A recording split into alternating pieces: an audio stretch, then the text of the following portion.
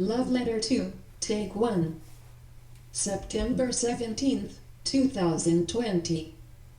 Cheryl Feiner, Senior Assistant Attorney General, State of California Office of the Attorney General 455 Golden Gate Ave, Suite 11,000 San Francisco, California 94102. Miss Cheryl Feiner, there is a legal doctrine called disparate treatment.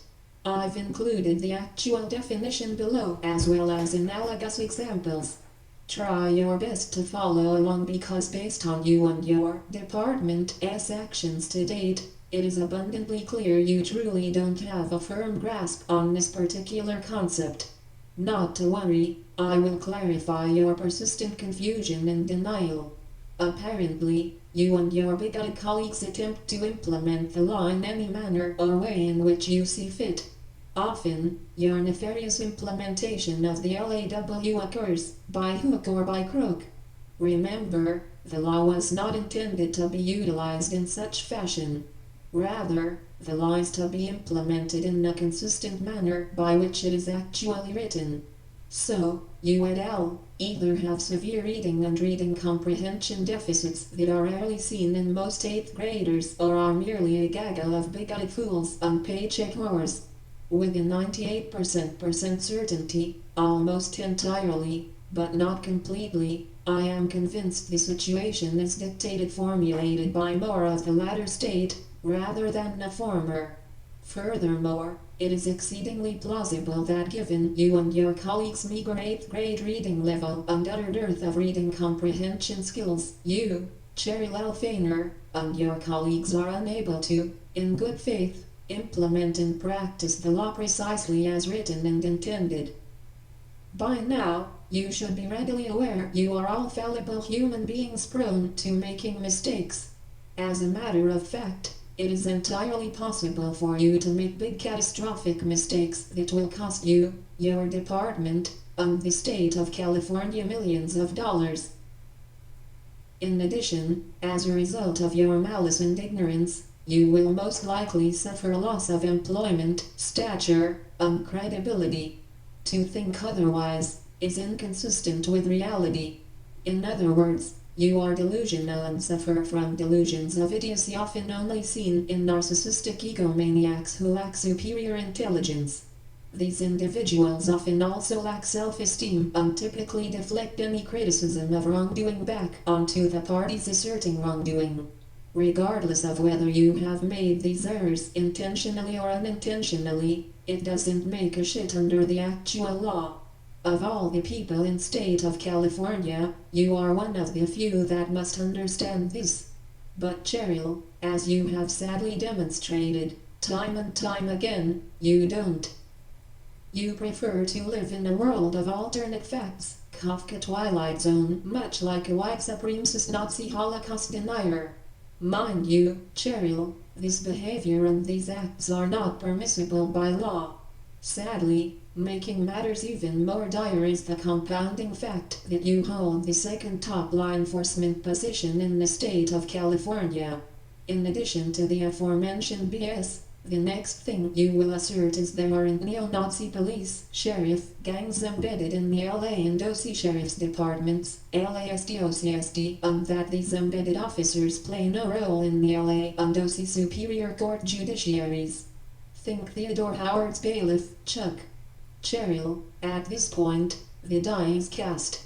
You have decided you would rather have the dubious distinction of being identified as a white trash white supremacist anti-Semitic savage as opposed to being a knowledgeable, lawful, upstanding human being. IMHO, this is a poor choice on your behalf. Coincidentally, bigots often make bad decisions. So, in essence, you and your colleagues are in good company. Basically, Cheryl, if you were well educated and are not a white trash bigoted whore, you would simply understand these concepts and I would not be writing this email. Sadly, you value protecting your pocketbook and your institution over your constitutional obligation of protecting and ensuring the civil rights of all citizens of the state of California. There will be legal and societal consequences for your collective stupidity. Great shame is certain to follow you for the rest of your life. Remember, you consciously made these decisions. Whether or not you were or are being pressured by your Wizard of Oz, Emperor has no clothes, higher up white supremacist KKK leaders is immaterial to me. Lady, that is your problem. The law does not allow you to pass that bullshit along to me without you facing repercussions. Cheryl, you have already been caught lying about addressing my complaint. Please revisit the Corrupt OC Judges YouTube channel and your phone records. Is Xavier going to bail your big-eyed ass out by supplying additional logical fallacies? Sweetheart, there is no point or purpose in having a CA Department of Justice if in the end this is going to be how the institution conducts itself in instances of unlawfulness. I invite you to lie about your ignorance to all your colleagues, family, and friends. Regardless, it is shameful and deplorable that white trash, white supremacist corruption has reached this high level of your institution. You have defined your career as that of an individual whose sole purpose is to protect white trash and their bigoted fuckers. Eventually, the public will see you for what you are, white trash. Because I have written this down and called you out as a paycheck bigoted whore like Genevieve de Guzman does not give you the right justification to further deprive me or allow further deprivation of my civil rights. Is the state of TN to backstop your bigotry? Good luck. Only time will tell. Start your stopwatch. Cheryl, are you and Genevieve de Guzman going to feel comfortable telling this story to your children, grandchildren, and community? Or am I going to have to widely publicize this enough to ensure the desired and appropriate outcome? Remember, as a public servant, regardless of how inept you and number Julie Palafox are, the choice is not yours. There are public consequences for your bigoted acts. Disparate treatment is a way to prove illegal employment discrimination. An employee, litigant, who makes a disparate treatment claim alleges that he or she was treated differently than other employees, litigants, who were similarly situated, and that the difference was based on a protected characteristic. In short, Cheryl, it is self-evident you most likely are not playing with a full deck. Perhaps 43 cards, at best. There are 52 cards in a full deck of playing cards, regardless of whether you are missing 6 face cards and 3 aces. US and CA statutes do not permit or support your prejudicial, discriminatory, and bigoted acts. Your failure to act to identify and stop the current discrimination and retaliation as well as prevent future acts is abysmal. You are perpetuating the hate crimes and unlawful ADA predatory abuse on an individual with a disability. You are, in essence, doing the bidding for your white trash, white supremacist, and anti-Semitic colleagues. This is counterintuitive, counterproductive as well as illegal. Cheryl, my simple request for reasonable ADA accommodations was granted by several co-judicial officers and acknowledged and now has been granted by the state of Tennessee. Sadly, Julie Palafox chose to repeatedly punish and retaliate against me for making lawfully protected ADA requests. Furthermore, she chose to fight with me about not granting them. Eventually, as a result of Julie's Palafox stupidity, ignorance, and well-known inferiority complex, Julie Palafox deprived me of all my civil rights and stole my children again, 4th and 15th Amendments due process. Because Julie Palafox and her predecessor are ignorant white trash and self-proclaimed white supremacists, you and your institution don't get to rewrite the disparate treatment doctrine under the U.S. Constitution merely to protect these unlawful acts perpetuated by these ignorant bigoted individuals of your institutions. Your continued denial and failure to prevent this disparate treatment is abhorrent. Why after 7+ years you continue to believe you are entitled to behave like an anti-Semitic Adolf Hitler and discriminate against Jewish people and those with disabilities escapes me. You need to keep your personal fandom of eugenics to yourself. Okay? Again, your capricious and malformed decisions regarding the irrefutable evidence presented to you remains inexplicable and perplexing. Disparate treatment is a way to prove illegal employment discrimination. An employee litigant who makes a disparate treatment claim alleges that he or she was treated differently than other employees litigants who were similarly situated, and that the difference was based on a protected characteristic. It is irrefutable disparate treatment and discrimination has occurred. Should you or any of your bigoted colleagues state differently is irrelevant and meaningless. Mind you, this only one of many instances. Basically, what Palafox is stating below, in part, is that she is not high-functioning, very naive, and lacks the appropriate social skills and judicial temperament to allow for the lawful public scrutiny of her actions.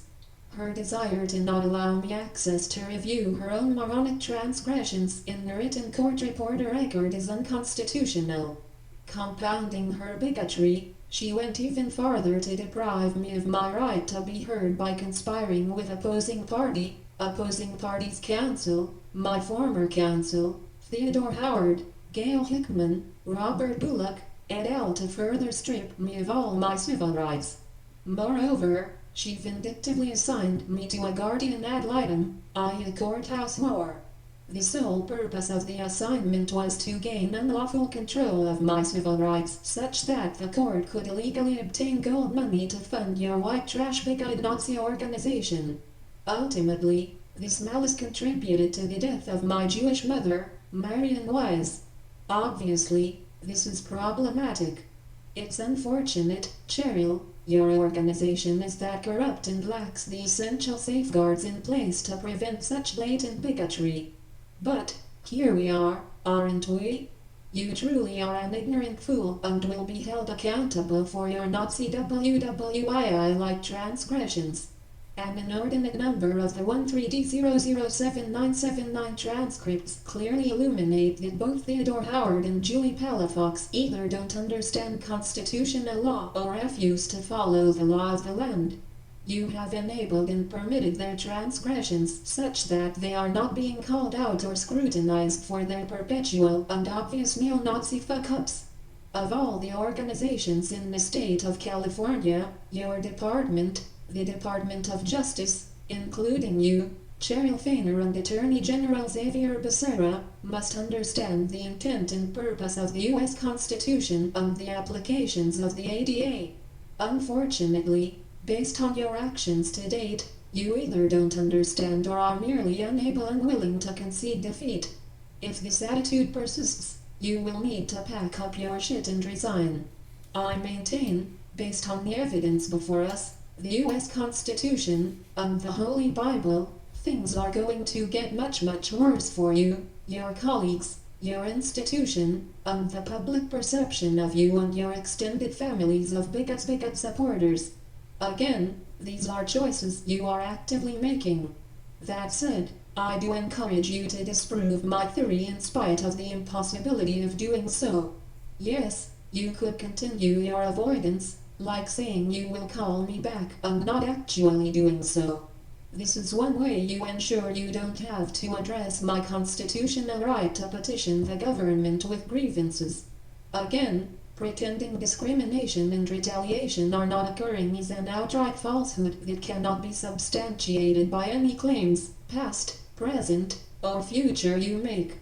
To pretend these events did not occur or do not exist is akin to being a Holocaust denier, white supremacist, white trash fool. You colleagues, friends, and family will be ashamed. But, let me remind you, facts are facts and you own your own lies, now and forever. Cheryl, as always, it has been a real pleasure. We'll talk soon. Perhaps, next time via telephone separated by plexiglass with you wearing an orange jumper issued by the State of California Board of Corrections. Reasonable request for guard services under the ADA, OC California Superior Court Justice, Julie Palafox. Reasonable request for guard services under the ADA, OC California Superior Court Justice, Melissa McCormick. Reasonable request for guard services under the ADA, LA California Superior Court Justice, Stephanie Bowick. Subsequently, I requested the exact same reasonable ADA accommodations in the state of Tennessee. And lo and behold, look Cheryl, look, they were granted. No issue, no lip, no deprivation of civil rights. Yet, you swear on the Holy Bible and the dignity of the public servant office you hold, no predatory Nazi SQE discrimination has occurred. This is merely only one of the innumerable instances of abuse. That said, it is more than sufficient to substantiate my allegations of predatory ADA abuse, discrimination, and retaliation. I urge you to discontinue your denial. Reasonable request for guard services under the ADA, 10 Davidson County 20th Judicial District. Now Cheryl, doll, which one of these examples does not look like the others? I. Disparate treatment. Julie Palafox's refusal to grant one of my reasonable ADA accommodation request was done out of spite and with malice. Julie Palafox's rage, pastoral postering, and anti-Semitic views are inconsistent with appropriate lawful judicial conduct. Time to begin the long process of restitution and reparations. It is my belief you lack the functional ability and capacity to bring about the appropriate remedies and change necessary. I have explained this to you numerous times and in various ways in the past 120 days, yet you refuse to acknowledge what we both know to be the truth. Your avoidance is another instance of you obstructing justice. For the past 120 days, you have negligently failed to address and take the appropriate corrective measures to ensure that my civil rights don't continue to be compromised. In closing, Cheryl, while my Kafkaesque nightmare draws ever so slowly to a dramatic close, you, darling, and Xavier's Nazi Kafkaesque nightmare is only just beginning. Shanatova. Happy New Year to all. Anonymously yours, Betty.